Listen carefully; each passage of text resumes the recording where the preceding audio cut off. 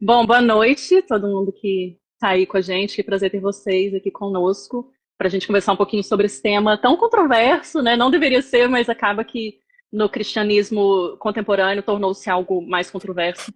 Bom, meu nome é Amanda, Amanda Durham. Eu sou mineira de Belo Horizonte, mas eu sou bem da roça, amo estar escondidinho no meio do mato e moro aqui nos Estados Unidos, no estado da Flórida. Vai fazer 7 anos esse ano, 7 anos de casada também vou fazer, com meu marido, que é pastor, é americano, e a gente trabalha na obra juntos, o que é uma alegria muito grande para mim, servir como ajudadora do meu marido, servir no reino de Deus com os dons e talentos que Deus deu para mim. E e no momento a gente está trabalhando com a plantação de uma igreja e também com uma outra igreja. Então a gente está entre duas igrejas, digamos assim. Amém. Amanda, eu queria que você compartilhasse, se você se sentir à vontade, um pouco sobre os problemas de saúde que você vem enfrentando, até para motivar algumas irmãs que às vezes estão passando por momentos difíceis também na área da saúde, e eu creio que com essa tua força elas vão aprender. Obrigada, Ruth. Bom, eu tenho alguns problemas de saúde bem sérios, digamos assim. No momento eu estou lutando contra um câncer, já vai fazer 2 anos. É um câncer raro, chamado câncer neuroendócrino, que requer tratamentos, eu não posso ficar sem o tratamento, já fiz cirurgia, provavelmente teremos que fazer mais uma cirurgia, devido às metástases terem aumentado esse ano.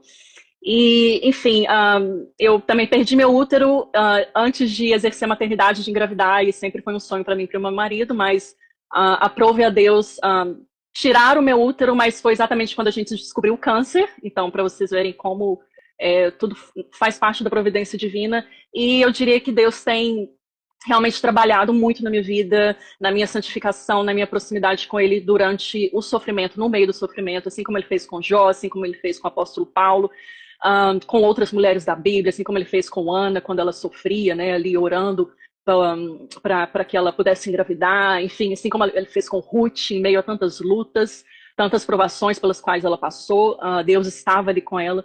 Então eu sinto a presença doce do Senhor em meio ao meu mar de aflições e me deu mais gás, sabe, Ruth, pessoal que está assistindo, me deu mais vontade de servir ao meu Senhor com bastante intensidade, porque na minha cabeça é assim, quando a gente tem um diagnóstico de câncer metastático, não é que é uma sentença de morte, mas a gente passa a pensar mais sobre a morte. É como se todo dia a gente encarasse a morte de frente. Então, isso me dá mais gás, mais desejo, mais paixão mesmo em servir ao meu Senhor, mais vontade em servir ao meu Senhor. Enquanto eu estiver aqui neste mundo, enquanto Ele me permitir estar aqui, eu estarei servindo a Deus, fazendo o que Ele me chamou para fazer. E tem dois livros que falam muito bem sobre o sofrimento, que é O Sofrimento Nunca é em Vão, da Elizabeth Elliot, e o Palavras de Maravilhoso. Susana, da Susana Spurgeon também, que ela escreveu em meio ao luto, em meio às dores. E eu gosto de recomendar esses livros porque eles são muito importantes. Mas, Amanda, eu queria que você comentasse para a gente, falasse para nós, o que representa para você o mês da mulher ou o dia da mulher. Vamos lá. Talvez minha resposta surpreenda um pouquinho alguns, porque eu penso o seguinte: o Dia da Mulher ele tem um viés feminista muito grande. Então, essa que é a verdade. Ele nasceu do feminismo, né? E especialmente hoje, nos nossos dias, o mês da mulher ele é imbuído de muita ideologia feminista, de muito empoderamento feminino, contrário às escrituras. Mas eu creio que nós cristãs somos chamadas a trazer luz sobre aproveitar essa oportunidade, né, dessa data cultural, digamos assim, que é o mês das mulheres, a gente aproveitar essa oportunidade para trazer um contraponto sobre o que de fato significa ser mulher, né, o que de fato significa ser mulher para a glória de Deus, como podemos glorificar a Deus como mulheres, já que foi Ele quem nos deu a feminilidade, Ele nos dotou de nossa feminilidade, Ele nos fez mulheres. Então não é sobre empoderamento feminino, não é sobre competição com os homens, sobre guerra entre os sexos, porque é isso também que a gente vê muito nesse mês das mulheres, não é sobre isso. Na verdade, sobre a gente buscar mais e mais a Deus e entender que a redenção de Jesus Cristo, em Jesus Cristo, está disponível tanto para homens quanto para mulheres, redimindo assim tanto a feminilidade quanto a masculinidade, porque somos ambos pecadores, homem e mulher pecaram e destituídos estão da glória de Deus, se a gente não realmente se entregar a Jesus Cristo. Então, esse é meu desejo para esse mês das mulheres, e não só para o mês das mulheres, mas sempre, todos os meses do ano, que a gente possa brilhar a luz de Cristo nas redes sociais, na nossa igreja local, na nossa família e por onde nós formos. Maravilha. E, na verdade, realmente, o Dia da Mulher foi criado em cima de uma grande mentira, né? Que até hoje as feministas disseminam essa mentira por aí, que é que algumas mulheres, foi criado em homenagem a algumas mulheres que foram presas propositalmente numa fábrica para morrerem queimadas, sendo que, na verdade, ali foi tudo uma narrativa construída por elas, e tudo isso foi criado em cima de pautas políticas, eram mulheres socialistas, revolucionárias que queriam, né, enfim. Mas você, Amanda, para mim é uma pessoa que fala com mais propriedade no nosso meio, porque assim, eu penso que no nosso meio tem poucas mulheres que falam com propriedade acerca de determinados assuntos. E eu oro para que Deus levante mulheres preparadas para falarem e defenderem biblicamente o que é essa modéstia, o que é realmente feminismo, os estragos que o feminismo faz, e que Deus não apenas levante, mas dê uma proporção para esse ministério. Porque, por exemplo, Deus te levou para os Estados Unidos, mas através da tua ida para lá, eu vejo que Deus tem te levantado. Eu creio que não é só no Brasil, mas há um grupo de mulheres ali também que você tem influenciado com o seu conhecimento. E eu oro muito para que as mulheres de Deus adquiram conhecimento. Eu sempre falo às mulheres, se eu tenho uma oportunidade rápida numa igreja com mulheres, eu digo, leia Provérbios. Provérbios você vai adquirir conhecimento, sabedoria. Sim. Então, assim, porque Provérbios ele fala sobre as mais variadas áreas da nossa vida, né? Então, assim, como você é muito profunda nesse assunto da modéstia, você tem um livro publicado sobre esse assunto, eu queria te pedir para definir modéstia aos olhos do mundo, e também o que significa e representa modéstia para nós como mulheres de Deus. Fique à vontade. Sim. Bom, então, só adicionando aqui mais algumas informações, eu comecei com o Ministério Fielmente Feminina mais ou menos 6 anos atrás, quando eu já estava morando aqui nos Estados Unidos, e foi muito apoiada pelo meu marido, ele que deu até um nome, que soaria bem em inglês também, que é Faithfully Feminine, então casou perfeitamente. E eu realmente senti assim, um queimar no meu coração de falar sobre modéstia. Então, o meu foco é ensinar feminilidade bíblica, e com um foco maior ainda em modéstia cristã. E por quê? Deus, ele me transformou nessa área de forma, assim, muitíssimo profunda. Então, eu não falo de um lugar de alguém que nasceu em berço evangélico, então já tinha esse conhecimento, sempre viveu a modéstia, entendeu a modéstia, não. Não que mulheres assim não possam ensinar modéstia, devem ensinar. Mas eu digo assim, foi uma transformação tão profunda na minha vida, de dentro para fora, que eu não poderia manter para mim, de jeito nenhum, né? Deus, ele né, nos orienta a realmente não enterrarmos os nossos talentos, o que ele dá pra gente. Então, eu não poderia enterrar isso.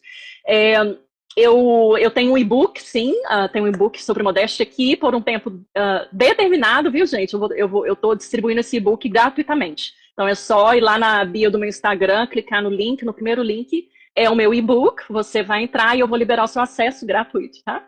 Isso até o momento que a gente vai publicar o meu livro, aí é um livro mais robusto sobre o assunto, e tem muito pouco material sobre esse assunto no Brasil, então eu vou publicar, se Deus quiser, se a editora conseguir, ainda esse semestre, se Deus quiser. Mas, bom, antes de eu definir a modéstia, eu queria trazer aqui para vocês em primeira mão, só um trechinho bem curto, do primeiro capítulo do meu livro, que será publicado. O primeiro capítulo é uma parte importante do meu testemunho. Então, eu vou ler para vocês rapidamente, e eu acredito que muitas mulheres vão se identificar. Bom, minha paixão pelo ensino da modéstia é um verdadeiro milagre. É prova de que Deus é quem nos chama, nos capacita e nos dá propósito conforme sua vontade, que é sempre boa, agradável e perfeita. É incrível como Deus muitas vezes nos usa exatamente naquilo que ninguém imaginaria, parecendo realmente loucura. Deus endireitou e continua minha percepção sobre o que é belo, bom e verdadeiro. Meu Pai amoroso tem me mostrado que a beleza criada por Ele é bem mais simples e leve do que aquilo que o mundo considera belo. Os padrões estéticos mundanos são fardos pesados, sufocantes, que infelizmente muitas mulheres escolhem carregar. Minha querida, escute Deus te chamando a viver a verdadeira beleza em Cristo. Lembre-se de que o jugo de Jesus é suave e seu fardo é leve. Então, só um pedacinho aí do primeiro capítulo, para dizer que a modéstia, primeiro, a modéstia, o que é modéstia? Qual que é o significado literal de modéstia, é humildade. Olha que lindo. É humildade, essa virtude, essa qualidade tão linda que nós cristãos, todos nós, homens e mulheres, somos chamados a cultivar. Por quê? Porque o próprio Jesus é humilde. O próprio Jesus é manso e humilde de coração. Ele próprio nos diz, vem, aprendei de mim, que sou manso e humilde de coração. Então, quando nós entregamos a nossa vida a Jesus e o Espírito Santo passa a fazer morada em nós, nós somos capacitadas pelo Espírito a cultivarmos um coração humilde. E isso precisa se manifestar no exterior. Não tem como não transbordar, né, Ruth? Quando a gente começa a se encher do Espírito Santo, a cultivar a humildade no coração, bem como outras virtudes, isso vai aparecer no nosso exterior. Então, por exemplo, no meu passado, antes de ser alcançada pela maravilhosa graça de Jesus, eu era uma mulher absurdamente sensual, assim, sem palavras. Muito, muito sensual, em minhas vestes, em minhas atitudes. Eu trabalhei por bastante tempo como modelo, como atriz, e isso, na verdade, tornou-se um holofote para o meu pecado, um holofote para os meus pecados de estimação, que incluía imoralidade sexual, que incluía sensualidade, que incluía lascívia. Então eu tinha esse ídolo no meu coração de buscar validação em coisas mundanas, em coisas temporárias, no amor dos homens, em vez de buscar pelo amor do meu Salvador. Quando Jesus me alcança, isso no Rio de Janeiro, quando eu estava lá já trabalhando como atriz, fazendo comerciais, fazendo participações em novelas, em filmes e tal. Quando Jesus me alcança, muita coisa mudou, assim, radicalmente, praticamente da noite para o dia. Isso 11 anos atrás, a minha conversão. Praticamente da noite para o dia, mas olhe bem, como que o nosso coração é obstinado, é enganoso, mesmo quando a gente entrega a nossa vida para Cristo, né? Porque é aquilo, é o nosso espírito militando contra a nossa carne todos os dias, até o nosso último dia dessa terra, até quando os nossos corpos serão glorificados e seremos então perfeitos como Jesus. Não desse lado da eternidade, não por enquanto, né? Mas, então, eu ainda cultivava essa idolatria no meu coração, idolatria pela fama, pelo desejo de ser amada, de ser admirada, de ser a mais bela, de ser a mais sensual, de ser a mais isso, a mais aquilo. Vaidade, como diz Eclesiastes. Vaidade, tudo vaidade. Então, eu passei, pessoal, vou dizer para vocês, eu passei mais ou menos 3 anos da minha vida já convertida, após minha conversão. Passei 3 anos ainda nessa vida de sensualidade, com um pé no mundo e outro na igreja. Então, assim, apesar de eu, durante esses 3 anos, já estar vivendo a pureza sexual, no sentido de não ter relações sexuais, digamos assim, né, com um namorado, por exemplo, eu tinha abdicado disso, eu já tinha entendido que isso era para o casamento, mas apesar disso, eu estava ainda vivendo em pecado da lascívia, no pecado da lascívia, provocando desejo nos outros, através das minhas vestimentas. Sim. E isso é uma coisa que é sutil, porque muita gente nem percebe. Dias atrás, uma pessoa me atacou muito nas redes sociais, um pastor, e ele falou assim, a minha esposa, diferente da missionária Ruth, ela é bonita. Qualquer roupa que ela vestir vai ficar linda nela, mas se você olhar o perfil dessa pessoa, todas, e assim, a gente estava falando sobre teologia, Amanda, não tinha nada a ver com beleza, enfim. E aí ele falou assim, eu quero debater com você. Ele queria, tipo, chamar atenção nas redes sociais. Eu falei, pastor, não vou debater com você, o meu Instagram não serve para debate. Aí ele falou assim, eu falei assim, mas chama a sua esposa que a gente faz um debate sobre modéstia. Aí ele, você tá falando da minha esposa porque ela é bonita, diferente de você, porque qualquer roupa que ela usar vai ficar bonita nela e tal. E aí você entra, e assim, às vezes parece tão sutil, Amanda, porque assim, é uma cantora, é uma pessoa que, mas a roupa não tem nada a ver. Ele chegou a falar isso, não tem nada a ver, esse negócio de roupa não salva ninguém. A modéstia, a gente precisa entender que, antes de mais nada, a modéstia traz honra para o nome de Cristo. E, em segundo lugar, a modéstia é uma inclinação do nosso coração. Se o meu coração é verdadeiramente convertido, a gente não tem porquê, né, Amanda, ficar mostrando o corpo e se expondo, mostrando para os outros algo que deve ser só para o nosso marido. Exato. Nossa, primeiro, minha amiga, sinto muito por isso, né? Ainda mais vindo de pastor, me entristece tanto, né? E segundo, você é linda, então não deu ouvidos, tá? O que ele disse. Enfim, cada uma de nós, cada mulher tem sua beleza única, especial, enfim. Mas por que? Olha só, então pegando o gancho aí no que você disse, por que disso? Por que a gente ouve cada vez mais esse discurso, até de pastores, né? Que vestimenta não tem nada a ver, não salva ninguém. Concordo, não salva ninguém. Vestimenta, a modéstia não é para a salvação, mas ela é fruto da salvação. Então, se você é salvo e está em Cristo, você vai saber como se portar, como se vestir. E claro, é um processo. Então, como eu disse, durante 3 anos eu ainda não tinha entendido isso. Mas à medida que você vai estudando as escrituras, vai passando tempo com Deus em oração, vai caminhando com mulheres mais maduras na fé, é impossível isso não gerar esse tipo de transformação na sua vida. O discurso desse pastor e de várias outras pessoas, várias outras mulheres, gente bem influente inclusive, é baseado naquele discurso que, não tem nada a ver, Deus, ele só vê o coração. Deus vê o coração. Então, assim, vamos falar um pouquinho sobre isso, essa questão de Deus só vê o coração. Vamos lá.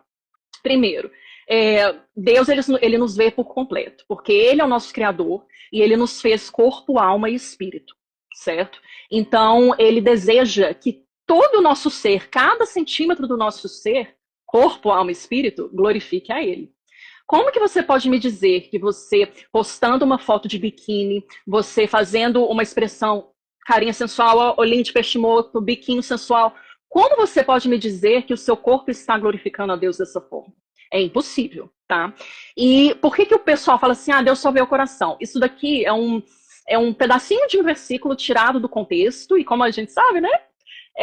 Texto tirado de contexto é pretexto para heresia. Então, dizer que a mulher pode se vestir de qualquer forma, que Deus não vê o corpo, isso é uma heresia, é mentira, é antibíblico. Essa passagem que diz que Deus vê só o coração, né? Eles tiram de 1 Samuel, tá em 1 Samuel capítulo 16, versículo 7. E diz, o que diz lá? Vou resumir aqui, não vou ler todo o versículo, mas diz que o profeta Samuel ele recebe a missão do próprio Deus, não é, de ir até a casa de Jessé, o pai de Davi, para ungir o novo rei de Israel, certo? Quando o profeta Samuel chega lá, ele dá de cara com o filho primogênito, o Eliabe. Ele olha para o Eliabe bem assim e pensa assim, como se diz lá em Minas, esse daí é o rei, olha para ele, olha o porte dele, ele é alto, ele é guerreiro, porte de guerreiro, ele é forte, ele é bonitão, esse é o rei de Israel. E aí Deus vai lá e sussurra no ouvidinho do profeta Samuel, não, senhor, não é esse não é esse o meu escolhido, porque você, os homens, veem a aparência, mas eu vejo o coração. O que significa isso? Deus simplesmente está dizendo que não importa que o Eliabe tem uma postura de rei, um porte de rei, porque Deus conhecia o coração dele, sabia que o coração dele não estava voltado para o Senhor. Já o coração de Davi, sim. Por isso que até a Bíblia fala que Davi é um homem segundo o coração de Deus. Agora, fazendo um paralelo disso que eu acabei de falar para a modéstia cristã, o que significaria isso, né? Seria, por exemplo, a gente ter uma mulher, né? A gente vê uma mulher que se vista de forma super decente, super modesta, se cobre da cabeça aos pés, ou seja, ela tem uma aparência de piedade, ok? Mas dentro, no coração dela, ela ainda cultiva a sensualidade, cultiva a lascívia, cultiva outros diversos pecados, maledicência, enfim, ira, maldade, toda aí sorte de pecados. Então seria esse o caso. Aí sim, aqui a gente só tá. Essa passagem só mostra que a aparência, a gente vestir uma capa de piedade, de nada adianta para Deus, é trapo de imundícia para Deus. Se o seu coração não está verdadeiramente em Cristo, se você não é verdadeiramente nascido de novo, Deus não está nem aí se você está coberta dos pés à cabeça. Então é isso, não é um endosso para a sensualidade de jeito nenhum, tá? Segundo ponto, quando a pessoa está lá vestida super de forma sensual e fala, Deus vê o meu coração. Querida, tema, então, né? Portanto, quanto temor você precisa ter disso, porque realmente Deus, ele sonda o nosso coração. O que ele vai encontrar? É igual as pessoas que dizem assim, só Deus pode me julgar, tá? E aí, isso não te traz nenhum certo temor? Pior ainda, né? Se sou eu te julgando, tranquilo, mas se é Deus te julgando, meu Deus, ai de mim. Então, o que Deus vai encontrar no nosso coração quando a gente está se expondo de forma sensual? O que ele vai encontrar lá? Pureza? Santidade? Lógico que não, lógico que não. E eu falo por experiência própria. Quando eu estava ainda vivendo na sensualidade, meu coração ainda era sensual, ainda estava em busca de atenção, por glória para mim mesma, né? Então a gente precisa ter muito cuidado com isso, Ruth, porque há uma tendência muito forte no cristianismo moderno, porque a gente não via isso entre os puritanos e os reformadores, por exemplo, sabe? Eu acho que a gente está numa geração de cristãos que não, eles são pouco ensináveis com relação a alguns temas especificamente, sabe? São rebeldes, não querem ouvir a verdade. Então eu vejo uma tendência muito grande, até, eu iria um pouquinho mais além, uma tendência a cristãos gnósticos, ao gnosticismo. Isso é muito perigoso, pessoal. O que é o gnosticismo? Simplesmente é um dualismo que se faz aí entre matéria e espírito, no caso, entre o corpo e o espírito, dizendo que o corpo ele é essencialmente ruim, E o espírito é essencialmente bom. Então, o que a gente faz com o nosso corpo não importa. O que importa é minha relação com Jesus, sabe? Aquela coisa quentinha aqui no meu coração. Gente, é ser muito místico isso, sabe? Não, Deus ele colocou a gente aqui nessa terra para glorificá-lo com todo o nosso ser. Tanto que em Romanos 12, capítulo 1, diz para que a gente deve oferecer os nossos corpos como sacrifício vivo, santo e agradável a Deus. Como assim que uma mulher seminua é um sacrifício santo e agradável a Deus? E logo após, abaixo no versículo 2, fala para que nós não nos conformemos com o quê? Com os padrões desse mundo. Quais que são os padrões desse mundo na nossa cultura atual, século XXI? Nudez exposta, empoderamento feminino, masculinização das mulheres também.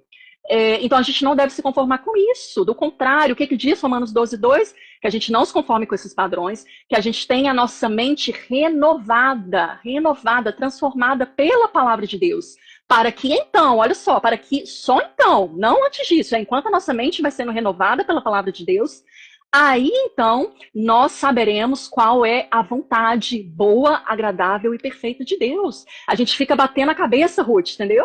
Querendo fazer as coisas do nosso jeito, e aí a gente nunca está no centro da vontade de Deus, porque a gente está sendo desobediente, viu? Quer perguntar alguma coisa? Eu posso seguir.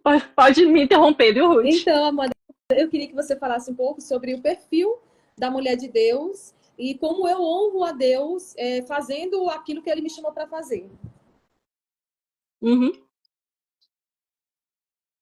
Bom, o perfil da mulher de Deus é uma mulher que, primeiro, ela vai na contramão do mundo, tá? Mas ela não vai na contramão do mundo batendo em tudo, sabe? Com ira, do jeito que as feministas fazem. Não. A gente é assim, por exemplo, eu posso dizer que eu detesto a ideologia feminista. Sim, porque ela é anticristã, tá? A gente não vai entrar em detalhes aqui sobre a ideologia feminista, mas ela é anticristã. Mas eu não odeio as feministas, eu as amo, eu quero que elas sejam salvas. Porque eu já fui uma feminista e Deus me alcançou e me transformou completamente e continua gerando essa transformação. Então, a mulher piedosa, a mulher virtuosa, ela teme ao Senhor. Né? Não é assim que Provérbios 31 diz? Que a mulher que teme ao Senhor, essa sim será louvada, essa sim será elogiada. A beleza, a formosura, tudo isso é passageiro, é temporário. Nosso corpo vai perecer, meninas. Não tem como correr disso, sabe? Então, é correr atrás do vento, essa coisa que a gente vê hoje, esse boom de procedimentos estéticos, de harmonização facial, mudando as feições completamente, essa padronização, o mesmo tipo de face, mesmo tipo de corpo, isso tudo é temporário, é perder tempo, é correr atrás do vento, em vez de estar cultivando a beleza interior, que é o que realmente importa. Mulheres piedosas são chamadas a cultivarem a beleza interior e transbordarem isso. Naturalmente, minha querida, você vai ficar mais bela quando você passa a fazer isso, viu? Só que você vai adquirir um entendimento correto de beleza. Você vai deixar para trás esse entendimento distorcido que a cultura nos oferece de beleza, né? Quer fazer mais alguma pergunta? Eu posso ler um versículo? Não, pode ficar à vontade, Amanda, eu estou anotando aqui. Legal. Deixa eu pegar aqui o versículo que fala muito sobre isso. 1 Timóteo 2, 9 e 10. Vamos conversar um pouquinho sobre ele. Diz assim: da mesma forma, quero que as mulheres se vistam modestamente, com decência e discrição, não se adornando com tranças e com ouro, nem com pérolas ou com roupas caras, mas com boas obras, como convém às mulheres que declaram adorar a Deus. 1 Timóteo 2, 9 e 10. Esse versículo é muito legal, dá pra gente conversar bastante sobre ele. Eu trago uma análise bem detalhada no meu livro, mas falando um pouquinho sobre isso, assim. Bom, aqui a gente vê que Paulo está direcionando Timóteo, né? Ele está orientando Timóteo, porque Timóteo ele está pastoreando essa região de Éfeso. Paulo enviou Timóteo à região de Éfeso para ele plantar igrejas lá, pastorear a igreja lá. Então, ele está orientando Timóteo em algumas questões na vida de igreja, como que as pessoas devem viver como cristãs, né? Então, essa coisa de dizer que ensinar modéstia, ensinar isso, ensinar aquilo, é muito fútil, é muito bobo. Que coisa fútil, quem se importa? O negócio... Porque isso é outra tendência hoje em dia, né? A intelectualidade, ela é uma coisa boa, eu amo estudar, eu amo ler, mas por algum motivo, que eu tenho certeza que tem um viés feminista incutido, mesmo que as mulheres não percebam isso, que muitas cristãs não percebam isso, mas me parece que uma mulher intelectual, ela não pode ensinar certos assuntos porque é considerado bobinho. É considerado coisa de mulherzinha. Não, é considerado coisa de teologia fraca. Vamos falar de teologia sólida. Gente, isso é teologia sólida, tá? E viver para a glória de Deus, viver como cristãs verdadeiras, em cada mínimo detalhe da nossa vida, isso está bem longe de ser teologia fraca. Isso sim são mulheres fortes, tá? Então, Paulo aqui está orientando claramente como que as mulheres devem se vestir e se adornar como cristãs. Tá bem claro. Né? E ele usa aqui as palavras, né? Modéstia, se vistam com modéstia, com decência e com discrição. Então eu brinco com as minhas meninas para assim, escrever isso no papel, colar no espelho, colocar a roupinha, vai lá no espelho e ver se passa no teste de Paulo. Modéstia, decência e discrição. Né? Então, eu penso que toda mulher, quando ela se veste, por exemplo, para ir a um culto, para ir ao trabalho, a qualquer lugar, ela poderia ir de frente ao espelho e dizer: Senhor, traz glória para o teu nome, que eu esteja vestida dessa maneira.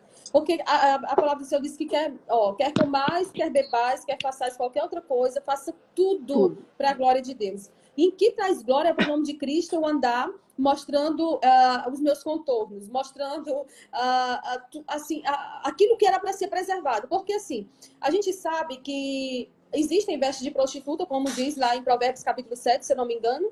E se existem vestes de prostituta, é porque existem vestes decentes, vestes corretas, vestes de uma mulher de Deus. Então, assim, a gente precisa parar de dicotomizar a vida cristã no aspecto de roupa não salva ninguém, então eu posso me vestir como eu quero. Amanda, eu sou de 1987.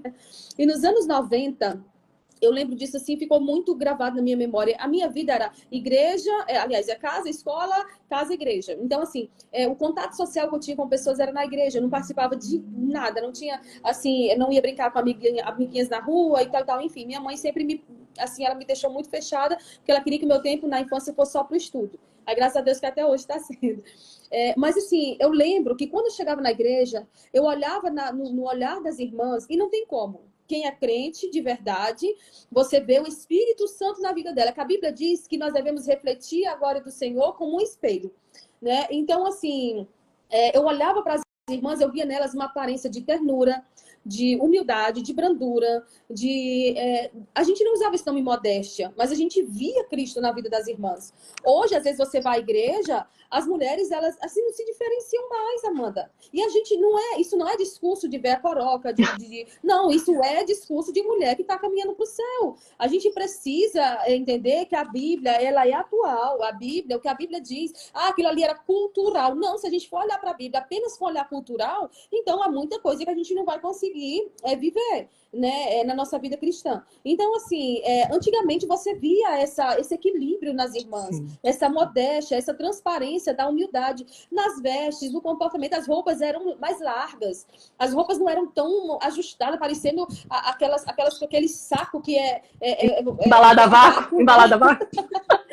Então, assim, como é que uma mulher dessa, ela traz honra para Cristo e para o seu marido? Se aonde ela passa, os homens olham para ela desejando ela. Como é que uma mulher quer ter um chamado, quer ser uma mulher de Deus e ter relevância, se ela não cuida disso, que é algo básico? Eu acho que isso é algo básico, Amanda. Se você ter cuidado com aquilo que entra dentro do teu guarda-roupa, é algo básico. Porque, por exemplo, meus filhos não entram porta dentro com nada que não pertence a eles. Foi fulano que me deu. Eu não quero saber. Quem é o fulano, ligue para ele, eu quero saber. E, tipo assim, como é que eu permito que entre na minha casa coisas que, no meu guarda-roupa, coisas que não traz glória para o nome de Cristo?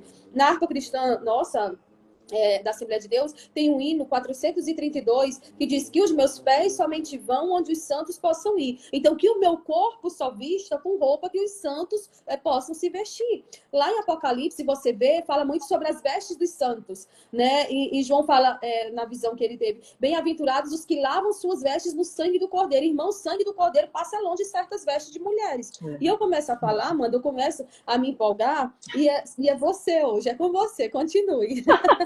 Não, é só amando essa conversa, Ruth. Então, olha, prazer, eu sou a velha coroca, então. Sou a velha coroca, eu sou de 83, tenho 40 anos, sou a velha coroca mesmo, porque é de se escandalizar, realmente. É só a gente, sabe, pensar um pouquinho, estudar um pouquinho a história da igreja.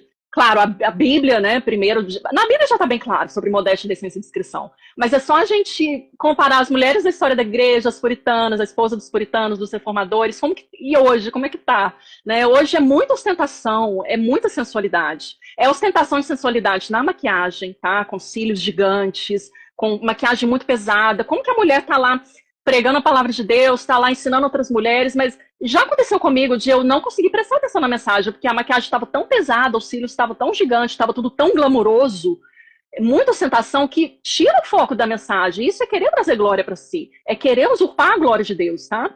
E a sensualidade, a chamada moda evangélica é bem problemática, tá? Claro que tem exceções, claro que tem sim gente que honra a Deus nesse meio, mas, de um modo geral, eu digo que eu fiz uma vasta pesquisa para a escrita do meu livro, tem um capítulo que eu falo só sobre isso, mas a moda evangélica é uma vergonha para o evangelho, de um modo geral. Porque elas usam esse rótulo, moda evangélica, para disfarçar, para esconder o pecado da sensualidade. Tá? Porque quando a gente vai ver as fotos, são aqueles vestidos super justos, é só digitar no Google lá, moda evangélica. Vestidos embalados a vácuo, super justos. Às vezes, sim, tá lá no joelho, tá aqui no pescoço, mas tá marcando cada curva do corpo. Não precisa nem muita imaginação para saber como é que é. Né? E a mulherada tira foto ainda de ladinho, de costas, mostrando o popô. Gente, para de falar que é moda evangélica. Fala que é do mundo de uma vez, né? Porque assim, Amanda, de que adianta estar comprido se tá muito apertado? Isso. De que adianta a manga estar aqui se está mostrando o decote? De que adianta porque assim, eu lembro que a Helena Tanuri foi uma das primeiras pessoas que eu vi falando sobre essa questão da modéstia, e ela fala, se está apertado demais, isso não combina com a mulher que Deus te chamou para ser. Se está muito transparente, também não. Muito decotado, muito apertado. Se você precisa usar uma saia e colocar uma Bíblia, não esqueça disso, e colocar uma Bíblia para completar o tamanho da saia, porque é o que a gente mais vê. Em algumas igrejas, as irmãs vão com a saia curtinha, apertadinha, e colocam uma Bíblia na perna para completar o tamanho da saia. É incrível, né? É uma tristeza, gente. Então, é se render ao Senhor, sabe? Mulheres rendidas são mulheres redimidas. Só assim a gente vai experimentar a redenção que vem de Jesus, entregando cada área da nossa vida ao nosso Salvador, parando de ser cabeça dura, parando de ser resistente, viu? Então, assim, voltando aqui para esse versículo de 1 Timóteo 2, 9 e 10, aqui fala muito sobre ostentação. E aqui eu quero falar um pouquinho, rapidamente, sobre a questão do legalismo, porque muita gente, infelizmente, me chama de legalista sem saber exatamente o que eu ensino, que é exatamente o que está na Bíblia. Mas o legalismo nada mais é do que acreditar numa salvação pelas supostas boas obras, né? Então, se você se depara com alguém... isso é muito comum em igrejas que são seitas, na verdade. Né, que te fala assim, por exemplo, vou pegar um exemplo extremo aqui, que aposto que muita gente aí já viu na internet, a irmãzinha que contou sobre a suposta experiência dela de ter sido arrebatada ao inferno. Eu fui arrebatada ao inferno 2, 3 vezes, né? A irmãzinha vive lá no inferno. E quando eu estava lá, tinha uma fila de mulheres, todas com as unhas pintadas, e com maquiagem, e com isso e com aquilo, e com brinco e tal. E daí o que acontece? Aí os líderes dessas seitas, eles pegam essa suposta experiência e transformam em doutrina, né? Transformam em doutrina de homens, porque não está na Bíblia. Então isso é legalismo. Aí ele coloca várias mulheres sob esse julgo pesado, esse julgo de condenação, que Deus desaprova, e eles prestaram contas a Deus por isso, né? Então isso é legalismo, tá? Ensinar obediência, ser obediente à palavra de Deus não é legalismo. Okay? Eu lembro que a minha mãe, quando começaram esses testemunhos, eles gravavam e vendiam as fitas, vendiam os discos. E assim, eu não retiro a experiência. A pessoa pode ter tido uma experiência de um sonho, né? Sim. Enfim. Mas assim, as pessoas... a minha mãe dizia, minha filha, quando a gente chegar no céu, vai ter uma gaveta com cada pedacinho de chumacinho de cabelo que você cortou. E agora tem a pastora Nadir, que é um meme, né? E ela faz várias viagens ao inferno, são frequentes as viagens dela ao inferno. E lá ela vê cada coisa, e ela fala, né, até sobre a intimidade, né, do casal. Mas, enfim, eu creio que a pessoa possa ter sonhos, né, mas que aquilo sirva para ela, não sirva como um estabelecimento de uma doutrina. Eu acredito nas experiências espirituais, eu já tive várias, apesar de não contá-las, mas fazer da nossa experiência uma doutrina É antibíblico, né? E por que eu tô falando do legalismo nesse ponto? Porque eles usam esse versículo que fala, não se adornando com tranças e com ouro, nem com pérolas ou com roupas caras, mas com boas obras, como convém às mulheres que declaram adorar a Deus. Eles pegam isso daqui e falam pra mulher, olha, tá vendo? Você não pode usar brinco, não pode usar colar, não pode usar maquiagem, não pode usar roupa bonita, nada disso. E isso é mentira. Porque o que a gente tem aqui nada mais é do que um contraste entre a beleza interior e a beleza exterior, sendo que a beleza interior é a que tem que ter prioridade. A gente precisa cultivar o que não perece, o que tem valor eterno, que está aqui dentro, cultivado pelo Espírito Santo, o fruto do Espírito, né? E isso vai transbordar na nossa beleza exterior. Agora, outro ponto é que, por que o apóstolo Paulo, ele traz essa questão das tranças com ouro, com pérolas, roupas caras? Aqui ele está fazendo uma exortação à ostentação daquelas mulheres, tá? A gente precisa entender o contexto. Naquela época, né, naquela cidade de Éfeso, que era um centro comercial muito importante, era uma cidade com muitas riquezas, as mulheres, elas buscavam por um status, tá? E uma das formas de se adquirir esse status era realmente um luxo nas vestimentas e nos penteados. Então, elas faziam aqueles penteados, passavam horas trançando os cabelos com ouro, com pérolas, perdendo todo aquele tempo e tal. E praticando, portanto, o pecado da ostentação, que é contrário à modéstia, certo? Então, vamos pensar aqui comigo. Naquela época, qual que era a marca da sensualidade da ostentação naquela época? Era shortinho? Era biquíni? Era cropped? Não tinha isso naquela época, tá? Isso daqui era a marca de sensualidade daquela época. As tranças com ouro, essa ostentação toda, que inclusive eram como as prostitutas costumavam se adornar. Então, o apóstolo Paulo, ele queria fazer essa diferença entre as mulheres piedosas de Deus e as prostitutas. Inclusive, as prostitutas, muitas estavam sendo salvas, estavam integrando agora a família de Cristo. Mas elas precisariam o quê? Abandonar a velha criatura, ó. Tudo que é velho, ó, ficou para trás. Agora tudo se faz novo. Trazendo esse versículo lindo para os nossos dias, para a contemporaneidade, qual que é a marca de sensualidade nos nossos dias? É esse brinquinho aqui que eu estou usando? É fazer uma trança aqui no cabelo? Não é. São as roupas extremamente sensuais, nuas, né? A mulherada tá andando semi-nua por aí, vamos falar a verdade. Isso inclui o biquíni, viu, meninas? Mas aí dá uma live todinha só sobre isso. Eu tenho lá no meu Instagram uma aula completa sobre isso. E inclui também essa transformação na face, esses procedimentos estéticos em excesso, essa maquiagem em excesso. Essas são as marcas de sensualidade dos nossos tempos. A dancinha sensuais no Instagram, as caras e bocas nas fotos e vídeos. Então, isso é marca de sensualidade e de modéstia nos nossos tempos. Então, é contra isso que a gente deve lutar e a gente precisa mostrar algo melhor, algo diferente, como mulheres cristãs. E a ostentação continua. A ostentação continua. A ostentação continua sendo pecado. Ostentar luxo, sabe? Tanto que a gente vê aí nas redes sociais, tanto crente, tanto pastor, tanta influencer aí com milhões de seguidores, ostentando luxo e sensualidade e se dizendo cristã, professora de teologia, etc. É muito complicado, a gente precisa aí de um discipulado nisso aí, gente. E, infelizmente, não são feitos eventos para tratar sobre essa questão. Quando tem chazinho, eu sempre costumo falar assim no diminutivo, porque muitos chazinhos de irmãs, alguns encontros, para quê? Para ter um momento de louvor, um momento de palavra, e saem dali como chegou. A gente não está aqui dizendo, pessoal, por favor, não entendam dessa maneira, que para ser uma mulher de Deus, a gente precisa ser feia. Estamos aqui, eu e a Amanda. Eu estou com filtro, mas a Amanda está sem filtro. Somos lindas, porque o Senhor nos criou dessa maneira, mas o Senhor nos criou com um objetivo, que o nome dele seja, se eu não me engano, é o Catecismo Menor de Westminster, que fala para que foi que Deus nos criou. Meu esposo está aqui, ele pode me confirmar. Deus nos criou para nós adorarmos a ele, né? Isso, e nos regozijarmos nele. É isso mesmo.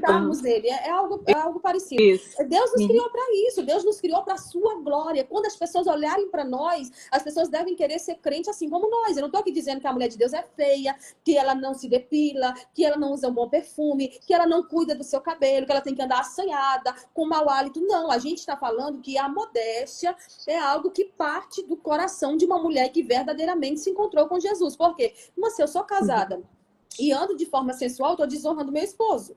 Se eu tenho um chamado, porque todos nós temos um chamado de Deus para fazer algo, mas se eu tenho um chamado, meu chamado é para pregar, então com que respaldo você vai ter para subir em cima de um púlpito totalmente sensual? E principalmente eu digo no nosso meio pentecostal, Amanda, porque tem mulheres que pregam e às vezes estão com aquelas saias godê, elas dão umas rodopiadas, eu digo, pronto, já que a saia vai subir, vai lá. A gente tem que ter equilíbrio em tudo. A Bíblia diz que nós devemos fazer todas as coisas com moderação. bom.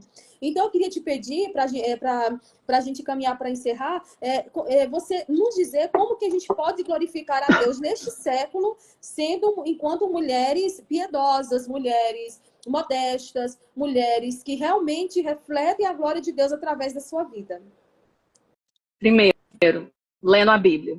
Estudando a Bíblia mesmo. Segundo, congregando em uma igreja bíblica, que não vai distorcer as escrituras para agradar a audiência, coisa que muitos pastores, infelizmente, fazem, tá? Terceiro, caminhando com mulheres mais maduras na fé. Porque, gente, tudo bem não saber, sabe? Eu também já fui uma nova convertida, mas a gente precisa de ter alguém que vai pegar na nossa mão e vai ensinar a gente. A gente precisa ter mais mulheres mais velhas, sábias nas igrejas locais. Está faltando isso demais. As mulheres de Tito 2, 3, 5, somos orientadas a fazer isso, a orientar as mais novas quanto a essas questões de feminilidade, né? Prestar muita atenção no que a gente consome, sabe, meninas? Porque a nossa mente, ela é moldada por aquilo que a gente consome, por aquilo que a gente assiste, por aquilo que a gente vê no Instagram, pelas pessoas que a gente segue. Então, é muito comum a gente ver crentes seguindo um tanto de gente famosa, de cantoras, de atrizes, de modelos, de influencers, que postam fotos seminuas, postam dancinhas sensuais. E o que acontece? A sua mente, o seu cérebro vai assimilar aquilo. Então, você vai acabar, até você mesmo, sem perceber, você vai acabar normalizando o pecado. Por isso que aí você vai começar a não ver problema em usar aqueles biquínis minúsculos que a gente vê por aí, inclusive postando no Instagram, em postar fotos sensuais, com roupas sensuais, com uma cara sensual. Porque, sinceramente, é tão raro a gente ver, hoje em dia, fotos no Instagram de mulheres sorridentes, sabe? Mulheres sorridentes e mais naturais, sabe? Sem uma carga tão alta de filtro que vá modificar suas feições, sem fazer bico e caras e bocas. É tão raro a gente ver isso. Então, sejamos nós a diferença, sabe? Façamos a diferença nesse campo missionário que são as redes sociais. Como? Postando fotos sorridentes. Imagine que a câmera são os olhos de Jesus. Como é que você vai olhar para Jesus? Vai fazer carão só para ele? Não vai. Sorria, sabe? Demonstre a alegria que vem do Espírito Santo que vive em você. Faça a diferença, influencie a cultura, não se deixe influenciar pela cultura. A verdade é que nós já nascemos imbuídas do feminismo, a gente já nasceu no feminismo, tá?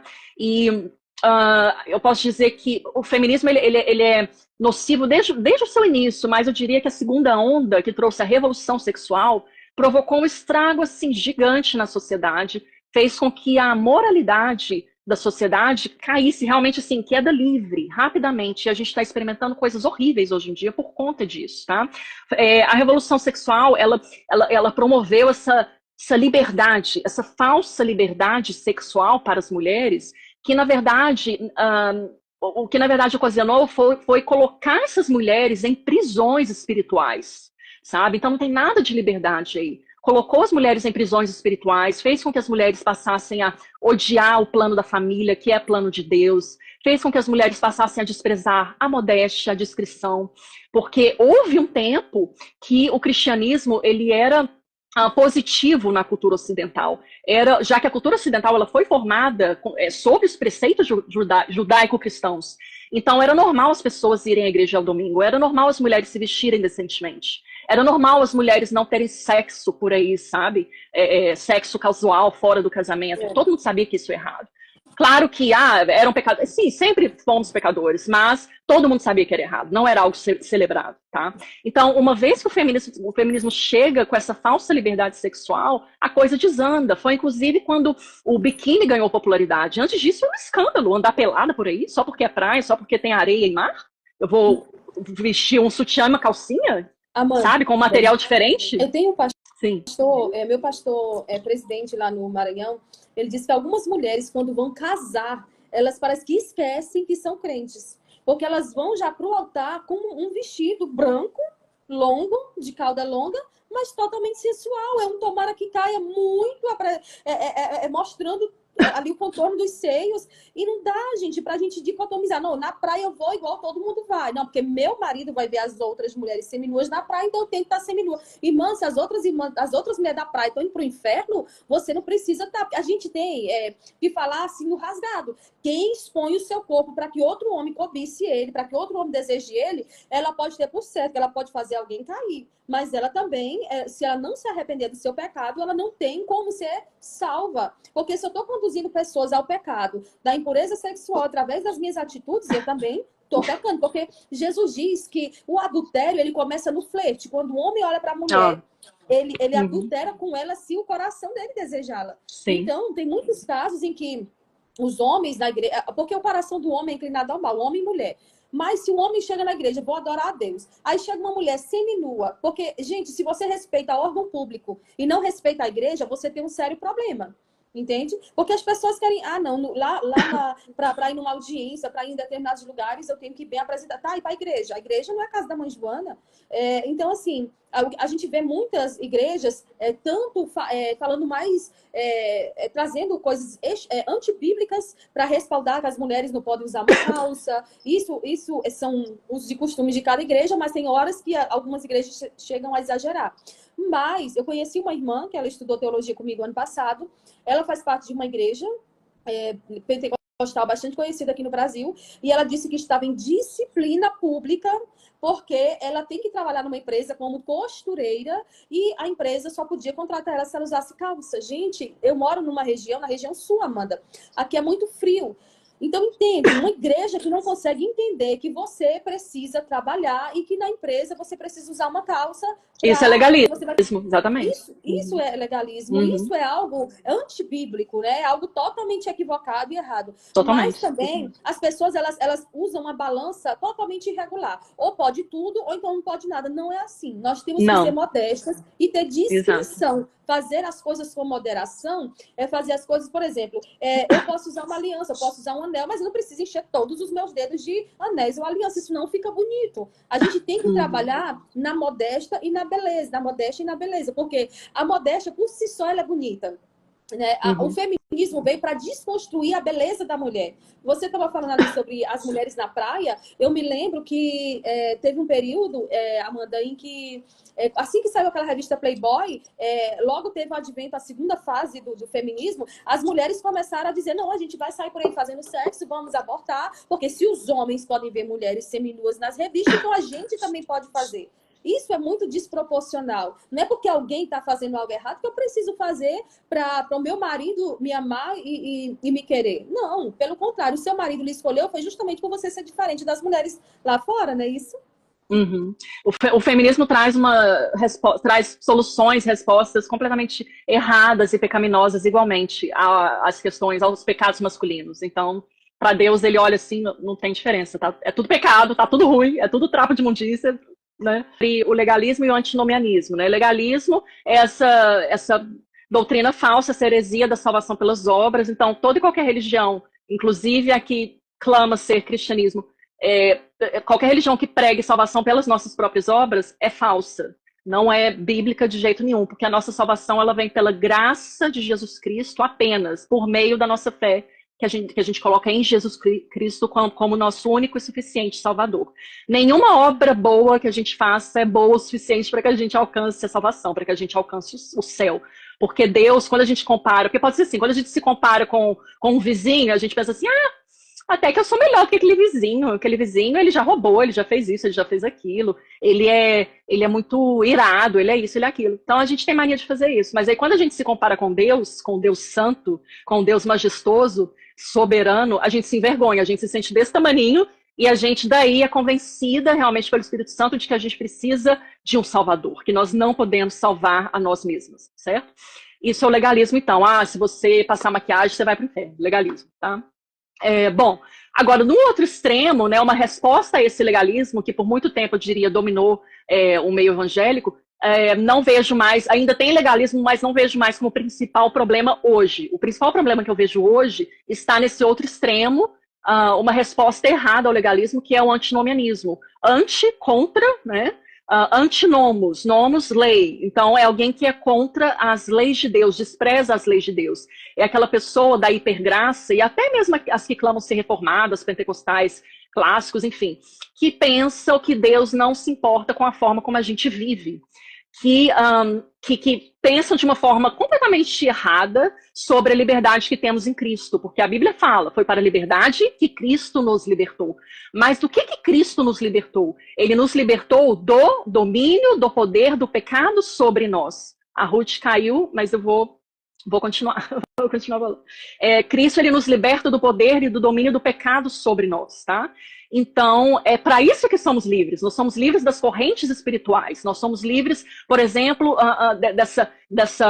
desses padrões mundanos. Nós somos livres dos padrões falsos e demoníacos que o feminismo coloca sobre nós, né? Nós somos livres de aceitar o aborto como algo normal. Nós somos livres de aceitarmos a nudez pública como algo normal. Nós somos livres de aceitar o sexo casual como algo normal. Nós somos livres para buscarmos sermos o quê? Santas, assim como Deus é santo. Então é essa liberdade que a gente busca. Muito cristão hoje em dia, inclusive cristãos com anos de conversão e que têm muita influência, associam a liberdade que temos em Cristo à libertinagem, a podermos viver da forma como bem entendermos. Então não tem nada a ver se eu postar uma foto seminua, tá tudo certo, Deus está de boa comigo. Tá não, amada. Não tá não, porque Deus nos chama à obediência. E Ele é santo, e Ele nos chama a sermos o quê? Santos também. É um processo? É um processo. É difícil.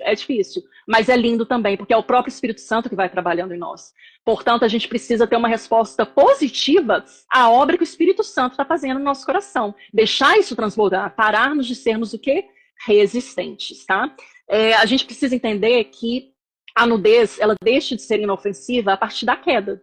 Então, quando Adão e Eva estavam lá lindos, livres e felizes lá no Jardim do Éden, antes deles pecarem, deles desobedecerem a Deus, a nudez era inofensiva. Eles não se percebiam nus como algo pecaminoso. Era natural. Depois que a queda acontece, por meio do pecado de Adão e Eva, ocorre a queda da humanidade, a nudez deixa de ser inofensiva. A semi-nudez também, tá? Então, o shortinho, o cropped mostrando aí quase tudo, o biquíni, tudo isso daí é considerado nudez pela Bíblia.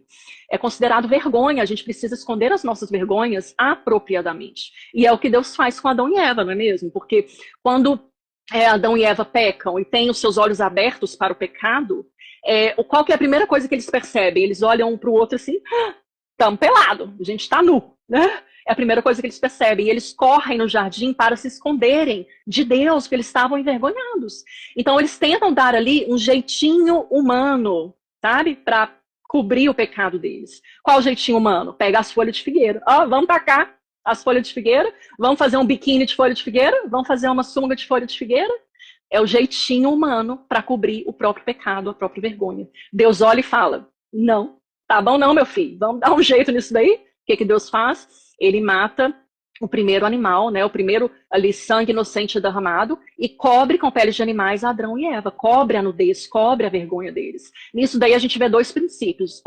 O sacrifício vindouro de Cristo, o cordeiro perfeito que tira o pecado do mundo. Então isso aponta para o sacrifício do nosso Salvador, né? E 2, a modéstia, a decência, a forma como agora a gente precisa se portar, a forma como agora a gente precisa entender a nudez, que deixa de ser inofensiva. Então, roupas, qual que é o objetivo das roupas? Cobrirem o nosso corpo. Seja bem claro para vocês que modéstia não é roupa, é coração, tá? Mas vai sim se refletir nas nossas vestes, na nossa face, na forma como a gente vai fazer tudo, até na forma como a gente vai tratar o nosso marido, como a gente vai tratar o próximo, porque modéstia é humildade. Então, quanto mais nós cultivamos a humildade no nosso coração, mais nós vamos refletir o caráter de Cristo a todos que estiverem ao nosso redor, viu? Foi uma honra, um prazer estar com vocês, uma alegria. Espero que a gente se veja novamente em breve, né? Quem sabe para uma próxima live. Eu tenho um tema bem interessante em mente, então vou me programar para a gente poder fazer, tá bom? Fiquem com Deus. Deus abençoe muito vocês. Um beijo. Tchau.